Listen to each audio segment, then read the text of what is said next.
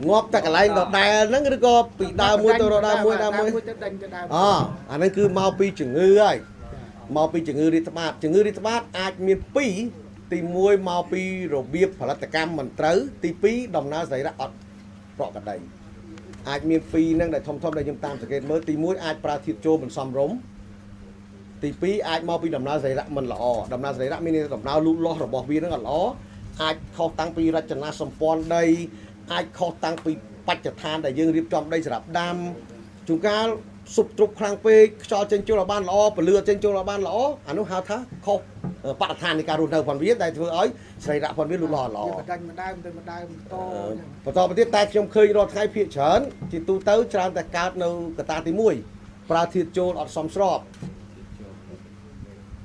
cả này chỉ pra thịt trâu ở sòng sọp đây chỉ hai thôi ấy chừng ngư bia bằng co cáo hai bia căn tại cáo nâu nâng cho bị đào mũi tới đào mũi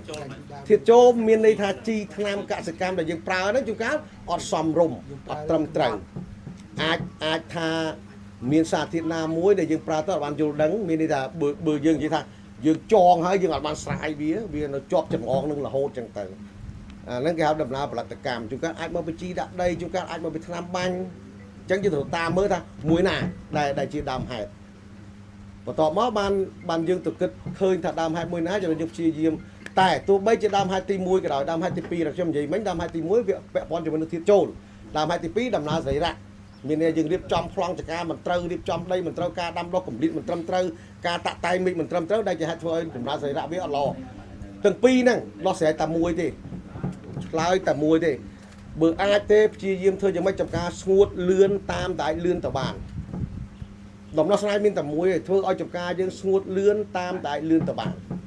vì pro bởi dương tờ ca sao và còn nó dương đặt tức bàn tại p để sao oi suốt bị bài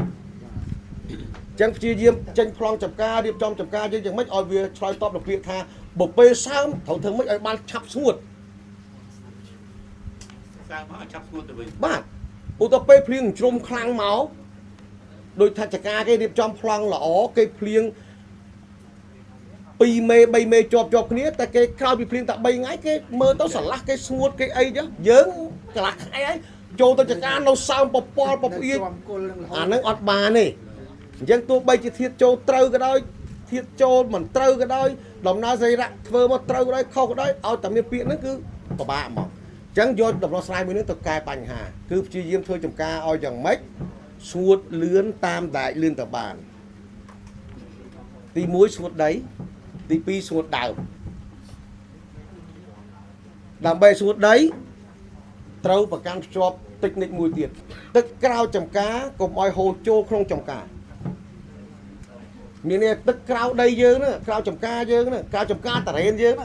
mình ăn được ngát oi tức thằng cao chồng cá tả lên hồ chô không chồng cá tả lên những đại hạt làm bè đây dương chập suốt ta thường mạch làm bè của mọi tức thằng cao chô vào thằng khong bàn trâu ta thưa phần lại cả vạt cả ớt và chia tất cả mọi chỗ cho cá tức nâng tàu ná tất cả mọi chỗ không cho cá tả lên gì thì bí tức nông trồng cá cùng oi hô chô cồn đào cho nằm mơ không trồng cá chứ oi ta khơi phliêng máu tức hô chô từ cô đam tới na đam tới 10 năm Việt Nam ban du ấy skate mơ chân mong ắt du ấy chẳng chỉ thương mày đam bay tức hàng không trồng cá cùng oi hô chô cồn bà chia diêm lương và tơ tu mình tích máu cùng oi đam cồn lịch chô trong đây cầm ná chia diêm oi cồn tới đâu lương đây cầm ná cá tí không đám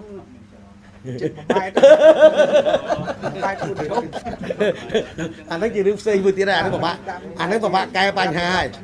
anh nói bà ai bà bạn tin bao giờ tức vì prom khăn đâu cô lớn bà chưa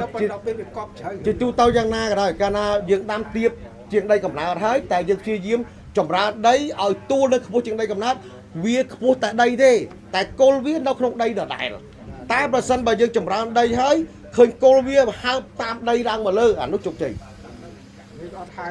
tại bà khơi cô hà mà thế mình cô nó không đây nè dân vô đây ta cóp rất là giáp chân tục cả hò với nghe phụ mẹ này cô viết đâu tiếp chuyện đây cầm na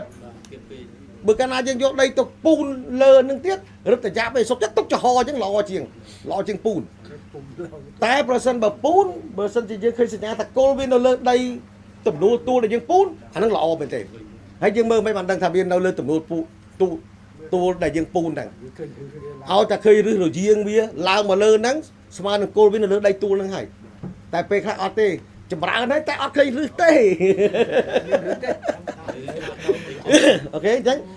ទឹកក្នុងចំការក៏មកហូរចូលគល់បន្តមកទៀតទឹកក្នុងចំការទាំងមូលបើអាចរំដោះចេញក្រៅចំការបានរឹតតែល្អតែសម័យឥឡូវខ្ញុំអត់ណែនាំទេព្រួយដីអ្នកណាដីអ្នកហ្នឹងចការអ្នកណាចការអ្នកហ្នឹងអត់អាចទឹកចការខ្លួនឯងទៅហូរចូលចការគេបានទេរងថ្ងៃនេះមែនអត់បើពីសម័យមុនអេចការយើងទឹកច្រើនជីកបន្លាយឲ្យហូរទៅណាទៅចូលដីណាចូលទៅតែឥឡូវអត់បានទេអញ្ចឹងមកខ្ញុំអត់និយាយទៀតទេពាក្យថាទឹកក្នុងចំការឲ្យហូរចេញក្រៅចំការលេហ៊ាននិយាយទេព្រោះអីព្រោះទៅកាយចូលដីគេព្រោះអីម្នាក់នេះគេស្ដាប់ទ្រឹស្ដីនឹងដែរទឹកក្រៅចំការក៏មកហូរចូលចំការមានតែក្រៅចំការផងយើងទឹកក្នុងចការយើងដល់ពេលយើងឲ្យហូរចេញក្រៅចំការវាមិនទៅចូលចការគេអញ្ចឹងអត់កើតទេគេតាំងមកពីគុំទូប្រាប់បាទបន្តមកទៀតបានយើងទៅគិតរឿងតាក់តែងមេឃឲ្យសមស្របចូលចាំថាតំបន់ទី1គេឲ្យគិតកម្លៀតបើយើងដាំញឹកត្រូវទៅទំហំដើមទូចអត់មានដាំញឹកបដ ாய் ទំហំដើមធំទេ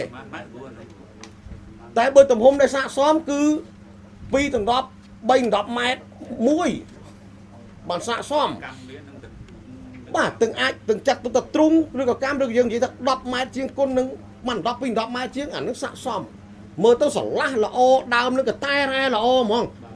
ហើយមើលទៅកណ្ដាញ់ម៉ាន់ល្អប៉ុន្តែដល់ពេលយើងគិតក្រឡាផ្ទៃដីសរុបនៃប្រាក់ចំណូលសារៈប្រចាំក្រឡាផ្ទៃដីសរុបយើងវាអាចចាញ់គេ5ឆ្នាំដំបូងនៃការប្រមូលផលចំណូលយើងតិចជាងគេបើធៀបទៅមុំដីស្មើគ្នាអញ្ចឹងត្រូវពិចារណាអញ្ចឹងម្ល៉េះហើយវាពិបាកក្នុងការដាំឲ្យសមស្របតែអ្វីដែលត្រូវធ្វើត្រូវយល់ដឹងថាចូលចាំថាប្រសិនដែលយើងដាំញឹកត្រូវតែមានជំនាញក្នុងការតែងមេឃដាំញឹកគ្នាបានប៉ុន្តែត្រូវទំហំដើមឲ្យវាស័ក្តិសមទៅនឹង space ទៅនឹងកម្រិតនឹងដែរអ្នកខ្លះគាត់ដាំញឹកប៉ុន្តែបដ ாய் ឲ្យទៅតាមអំពើចិត្តវាអត់ត្រូវទេហើយគាត់បើប្រើពាក្យថាតរេនអ្នកណាកាត់កពូអ្នកណាកាត់មេឃងាប់ឆាប់បាទគាត់ស្ដាប់ពាក្យហ្នឹងទៅគាត់ខ្លាចលេហ៊ានកាត់អាកំពូលនឹងចោលលេហ៊ានកាត់អាមេឃនឹងចោលហើយខ្លួនឯងដាំញឹកទីមិនចប់មានអីកើតឡើងបាទកស៊ូគេយកចូលក្នុងអង្គុលតែតរេនគេយកផ្លែទៅនឹងមេឃបើដាំញឹកទៅមេឃទូចទៅគិតមិនអាហ្នឹងអត់ដឹងទេគិតខ្លួនឯងតែត្រូវតែយល់ដឹងអំពីកម្រិតហើយនឹងមានតិចនិចក្នុងការតាក់តែងមេឃបន្តមកទៀតយល់ដឹងអំពីគិតថាធ្វើម៉េចឲ្យដើមនៅស្ងួតលឿនកុំទុកមេឃច្រើនពេក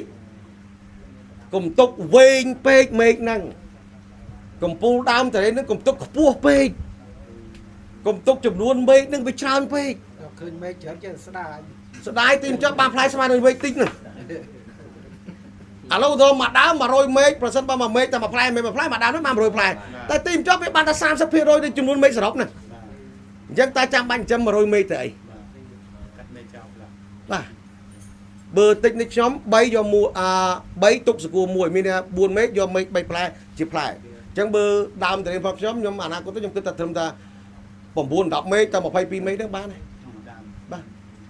ស័ក្តិសមឲ្យកម្ពស់វា4 5ម៉ែត្រហ្នឹងបានហើយហើយប្រវែងវាគល់មេឃទៅរកចុកមេឃអស់ហើយត្រឹម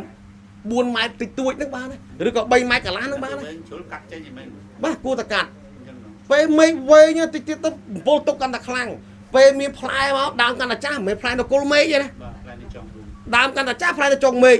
ណាឈ្នះយកអាស័យទៅទល់វាពេលឡើងតែងផ្លែណាហ៊ានឡើងពេលឡើងកាត់ផ្លែណាហ៊ានឡើងតសៀទៅដល់ចុងមេឃបាក់មេឃធ្លាក់មកទៅគេមិនខានបានត្រេនមិនដឹងមិនរឿងហ្នឹងចាំព្យាយាមធ្វើឲ្យវាខ្លីតែកាលណាខ្លីផ្លែទោះបីវានៅចុងមេឃក៏វានៅគៀកគល់ដែរយល់ថងហ្នឹងហ៎អញ្ចឹងវាជួយដើមយើងស្រឡះកាត់បន្ថយជំងឺពេលកាត់ទៅអត់ងាប់ទេគ្រូថាមេឃវាកាត់ចុងភាគច្រើនងាប់ទេតែបើយើងអត់ចេះកាត់វាគ្រាន់តែជួនកាលក្រោយវាកាត់ឲ្យក្រិនបាត់ការលូតលាស់បាត់ការលូតលាស់រយៈពេលមួយរដូវកាលអីចឹងទៅឧទាហរណ៍ដើមហ្នឹងកំពុងតែមានផ្លែសុកយើងទៅកាត់អត់បានយល់ដឹងពីវិធីកាត់ឆ្នាំក្រោយហ្នឹងមានតែប្រមូលផលឲ្យកាត់ចុះកាត់ឡើងឆ្នាំបន្ទាប់នោះអត់ទេផ្កាអត់បានផ្លែទេខាត់មួយឆ្នាំហ្នឹងទៅតែបើឲ្យងាប់ដោយសារកាត់ដូចមិនទាន់មានទេតែលើកលែងតែងែនគល់អាហ្នឹងងាប់ នឹងមាននឹងមានអូខេអញ្ចឹងខ្ញុំគិតថាវិធីតិចនេះប៉ុណ្ណឹងហើយព្យាយាមទៅប្រាប់ប្រុងរៀបចំចំការបន្តមកទៀត